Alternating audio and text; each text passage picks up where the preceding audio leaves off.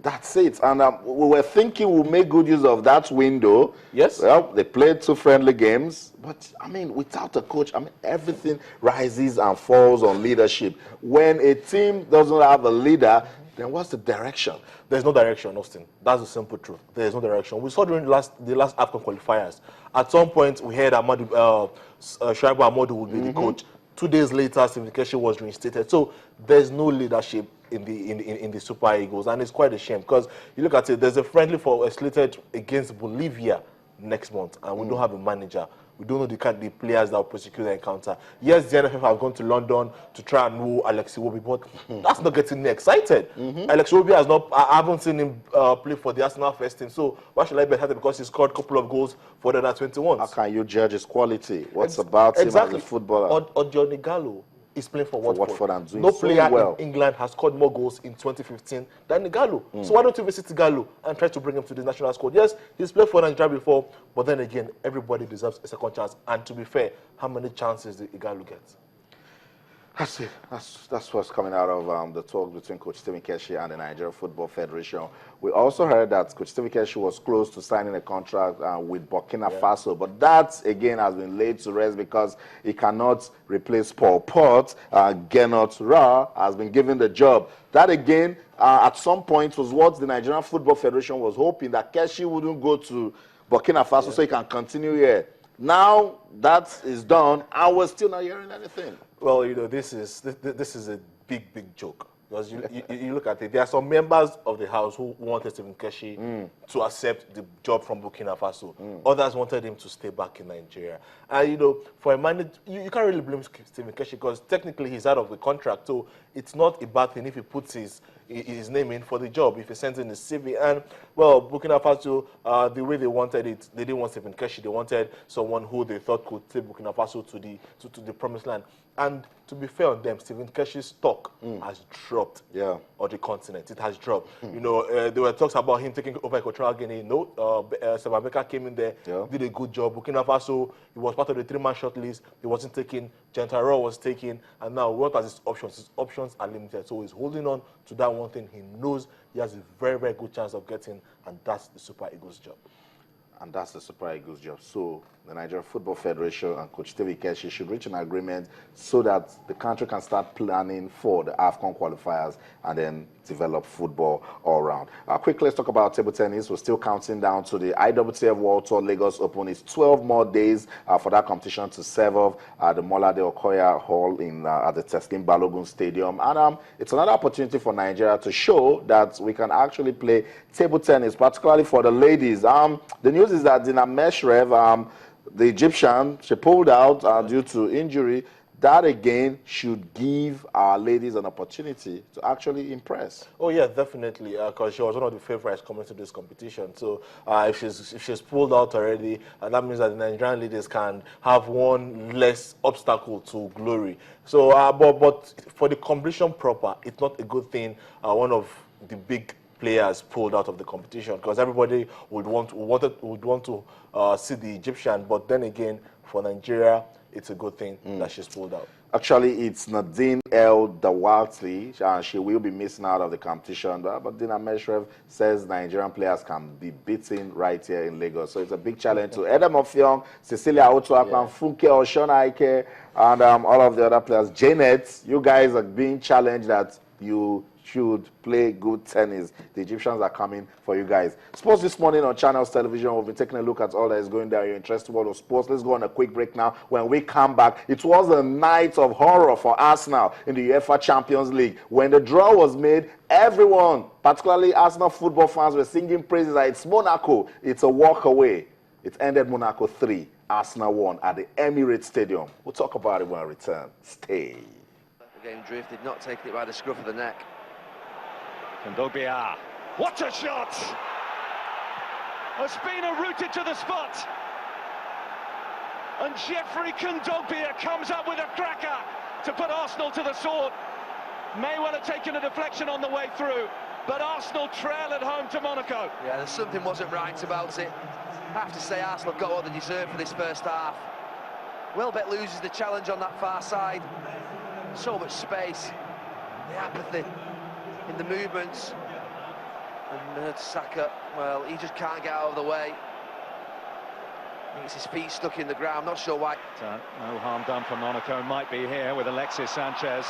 And goes Fabinho again, comes away with it too. Oh, and he's worked it away. Martial has Berbatov with him. Finds Dimitar Berbatov, real trouble for Arsenal. Dimitar Berbatov, of all people, doubles Monaco's lead at the Emirates. 8 minutes into the second half, Arsenal 0, Monaco 2. Well, you'll go a long way to find a more shocking piece of defending than I've just seen from Mertesacker, a man of his experience. A grimace. It's unbelievable what he's done. They're in trouble. Look at what Mertesacker does here. He decides to leave his man and go and try and win it. I haven't got a clue what that is. And then Berbatov, he just finds himself in a position. Martial finds him. And one thing about Berbatov is... Ozil.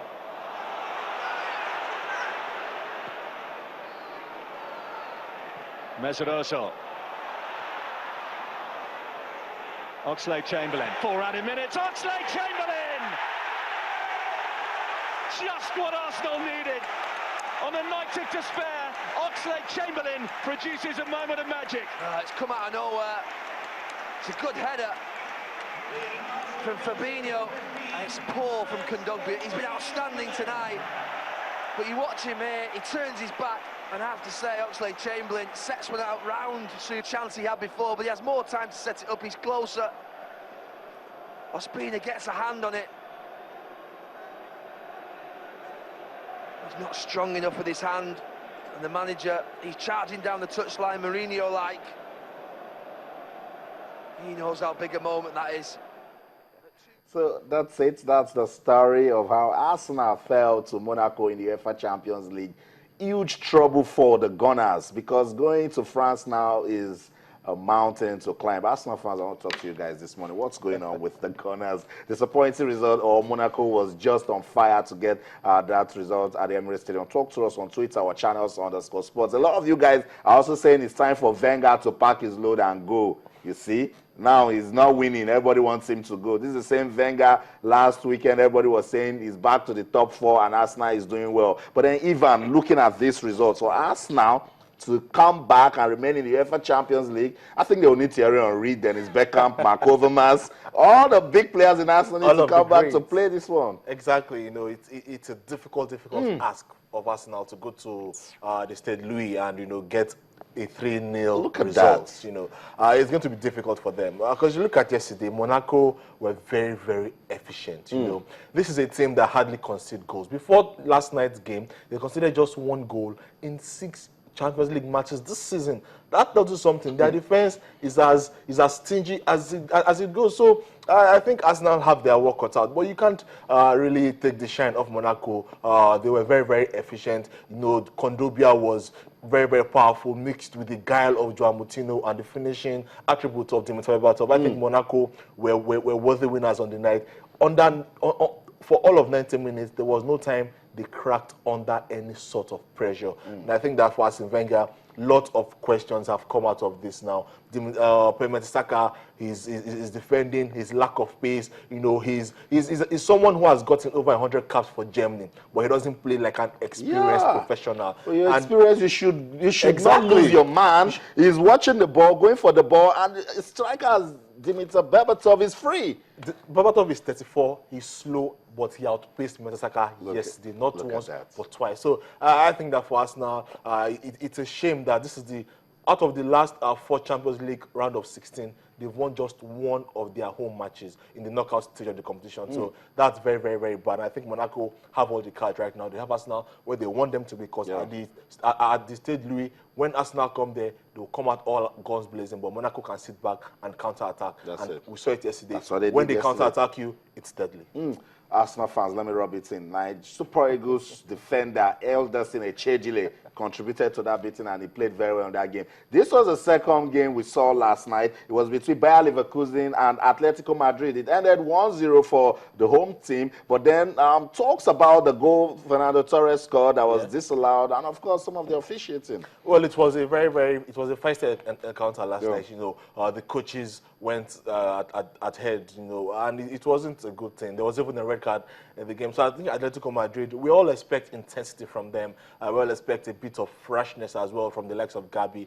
So it's not really a surprise that the game turns out. But for Leverkusen, it's a good result. 1-0, they can take it to Vicente de Calderon. And if they can hold their own, they can get an away goal. And who knows, maybe upset the apple cart in Madrid.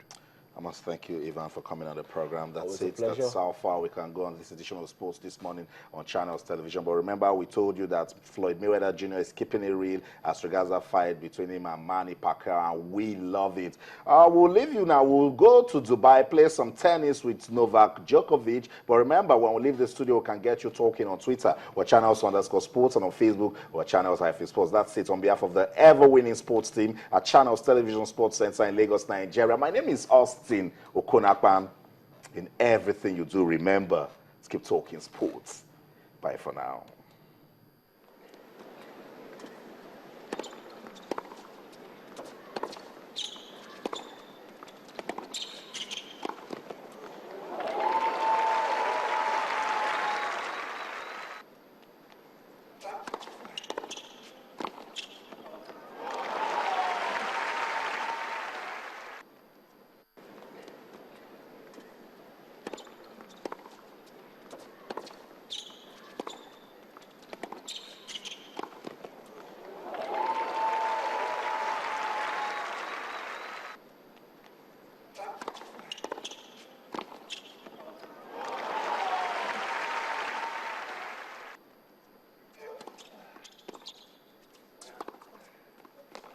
Game, set, Djokovic.